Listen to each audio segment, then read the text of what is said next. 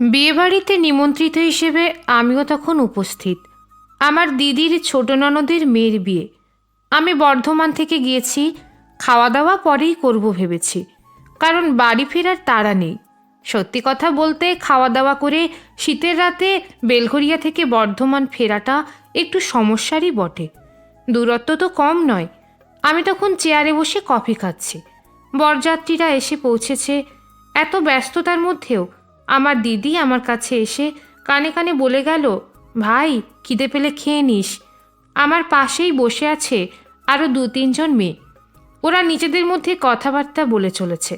হঠাৎ একটা কথা কানে এলো। ওদের মধ্যে থেকে একটি মেয়ে বলে উঠল, যত সব ঢং, আদিক্ষেতা দেখলে গা জ্বলে। পাশ থেকে আর একটা মেয়ে বলে উঠল, দেখ দেখ, ছেলেটার কোনো পার্সোনালিটি নেই। বউ একদিকে হুকুম করে যাচ্ছে, সমান তালে বউয়ের হুকুমনামা পালন করছে। কেন একটু উঠে গিয়ে ফুচকাটা খেতে পারছে না? সুন্দরী বউ বলে কথা, তার অর্ডার শুনতে তো হবেই। কথাগুলো বলেই একসঙ্গে হো হো করে হেসে উঠল সকলে।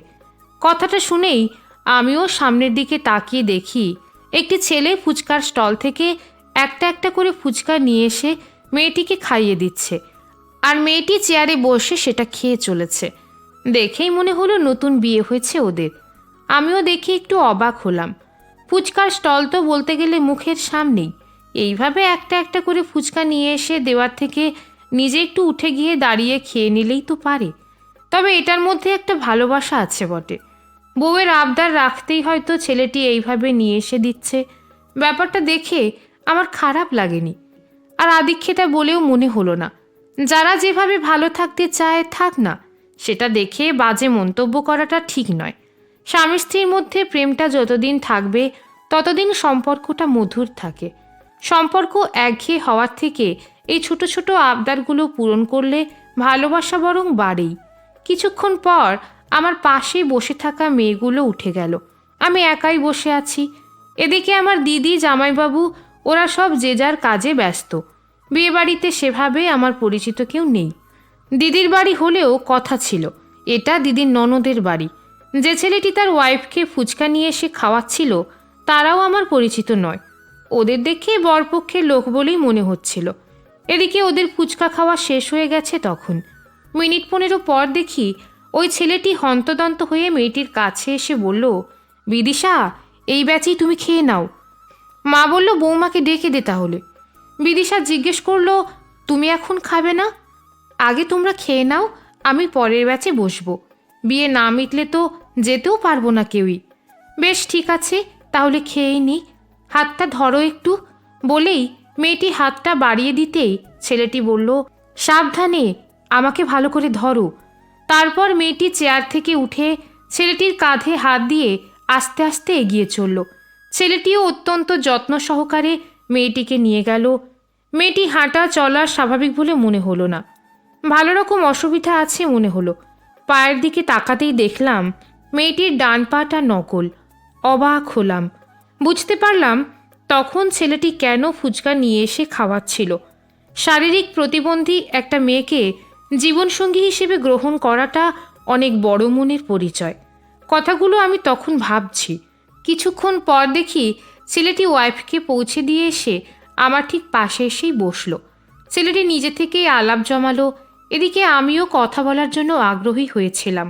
খানিকটা পরিচয় হয়ে যাওয়াতে জানতে পারলাম ছেলেটির পিস্তুত দাদার বিয়ে। কথা বলতে বলতে জিজ্ঞেস করলাম, আপনি খেতে বসলেন না? দেখলাম বৌদিকে তো নিয়ে গেলেন। ছেলেটি হেসে বলল, আপনি লক্ষ্য করেছেন তাহলে? লক্ষ্য তো তখন থেকেই করছি, যখন দেখলাম বৌদিকে ফুচকা নিয়ে এসে খাইয়ে দিচ্ছিলেন। দেখে বেশ ভালো লাগলো আপনাদের এই সুন্দর ভালোবাসা দেখে। রিসেন্ট বিয়ে হয়েছে মনে হয় আপনাদের? নিশ্চয়ই প্রেম করে বিয়ে। ঠিকই ধরেছেন, রিসেন্ট বিয়ে হয়েছে, তবে ঠিক প্রেম করে আমাদের বিয়েটা হয়নি। বিদিশা আমাকে বিয়ে করতে প্রথমে রাজি ছিল না, পরে অবশ্য মত চেঞ্জ করেছে। এমন কথা শোনার পর আমার মধ্যে আরও কৌতূহল জন্মালো। বিয়েটা যখন প্রেম করেই নয়, তাহলে তো দেখাশোনা করেই। আমাকে আর জিজ্ঞেস করতে হয়নি। তারপর ছেলেটি নিজে থেকেই বলতে শুরু করলো সে কথা। বছর 3 আগের ঘটনা। আমরা 2 ভাই। আমি তখন রিসেন্ট জব পেয়েছি সরকারিতে। আমার দাদার বিয়ে হলো। দাদা তখন বেসরকারি কোম্পানিতে চাকরি করে। দাদার বিয়েটা দেখাশোনা করি। বিয়ের 5 মাসের মাথায় দাদা বৌদিকে নিয়ে ঘুরতে গেল নৈনিতাল। বৌদির ইচ্ছে ছিল সমুদ্রে যাওয়ার। দাদা বলল পাহাড়ে যাবে। এদিকে সমুদ্রে যাওয়ার ইচ্ছে দাদার নেই। দাদা ছোট থেকেই পাহাড় ভালোবাসে। আবার বৌদি জেদ ধরে বসে আছে পাহাড়ে যাবে না। বাড়িতে আমার মা তখন বৌদিকে বুঝিয়ে বলল, নৈনিতাল ঘুরে এসো, তোমার খারাপ লাগবে না। নতুন বিয়ে হয়েছে, কত নতুন নতুন জায়গায় ঘুরবে তোমরা। অমিত যখন বলেছে নৈনিতাল যাবে, তখন গিয়েই দেখো না। পরের বছর রনিতের বিয়ে দিয়ে দেব। তারপর তোমরা 2 বউ মিলে প্ল্যান করবে। রনিত মানে আমি। দাদার বিয়ের পর থেকে মা বাবা দেখাশোনা শুরু করে দিয়েছিল আমার বিয়ের জন্য। মা তো আমাদের প্রায়ই বলতো, তোরা 2 ভাই কোনো কাজের নয়, একটা প্রেমও করতে পারলি না। যাই হোক, দাদা বৌদি চলে গেল নৈনিতাল। 8 দিনের ট্যুর। ফেরার ঠিক আগের দিনের ঘটনা। আমি তখন অফিসে।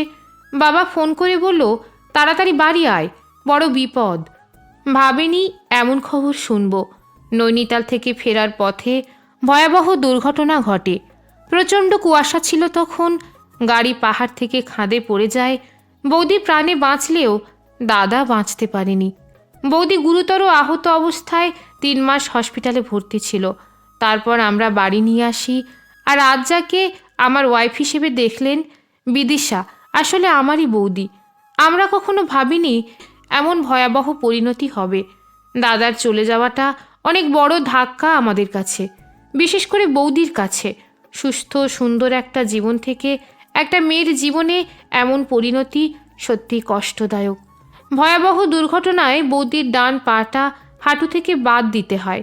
সেই সঙ্গে ডাক্তার জানিয়ে দেয় বৌদি কখনো মা হতেই পারবে না, কারণ জরায়ুতে গুরুতর আঘাত। বৌদিকে যখন হসপিটাল থেকে বাড়ি আনা হয়, বৌদি তখন স্বাভাবিক জীবনযাপন থেকে অনেক দূরে। শারীরিক ও মানসিকভাবে বৌদি সম্পূর্ণ বিপর্যস্ত। এই সময় একটা মেয়ের পাশে থাকাটা যে কতটা জরুরি ছিল, সেটা বৌদিকে না দেখলে বিশ্বাস করা যাবে না। বৌদিকে সুস্থ জীবনে ফেরাতেই হবে, এই জেদ নিয়ে চলতে শুরু করলাম আমার মা, বাবা আর আমি। 1.5 বছর পর বৌদি যখন অনেকটাই স্বাভাবিক হলো, বৌদির বাবা মা বৌদিকে নিজেদের কাছে নিয়ে যেতে চেয়েছিল। বৌদি নিজে থেকে যায়নি। সব থেকে বড় কথা, আমার মা বাবাও পাঠাতে চায়নি। আমার মা বৌদির বাবাকে ডেকে বললেন, দাদা, আমার বড় ছেলেকে কখনো আমি ফিরে পাবো না, কিন্তু মেয়েকে আমার কাছ থেকে নিয়ে চলে যাবেন না। আমি আমার ছোট ছেলের সাথে ওর বিয়ে দিতে চাই।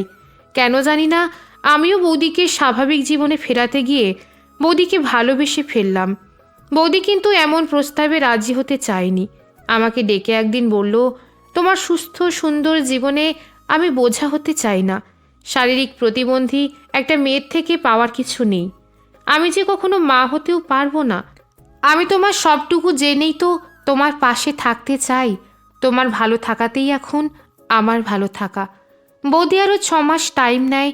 অবশেষে আমাদের 2 বাড়ির সম্মিলিত সিদ্ধান্তে 1 বছর আগে আমাদের বিয়ে হয়। বিদিশা স্বাভাবিক জীবনে আবার ফিরতে পেরেছে। এর থেকে বড় কথা আর কি হতে পারে। বিদিশা এখন তাই মাকে বলে, তোমাদের মতো মা বাবা যেন প্রত্যেক মেয়ে পায়। এত কিছুর পরেও জীবনে যে নতুন করে বাঁচা যায়, তোমরা সাথে না থাকলে আমি হয়তো বাঁচতেই পারতাম না। তবে বিদিশা সত্যিই খুব ভালো মনের মেয়ে। আমি ওকে খুব ভালোবাসি। জীবনে চলার জন্য একটা পা না থাকাটা কোনো বড় ব্যাপার নয়, দরকার একটা সাথী। বিদিশাকে নিয়ে চলতে আমার অসুবিধা হয় না। এখন এমন হয়েছে, বিদিশা না থাকলে আমি চলতে পারি না। ও যে আমার জীবন সাথী। কলমে সরজিৎ ঘোষ, পাঠে রুম্পা বিশ্বাস।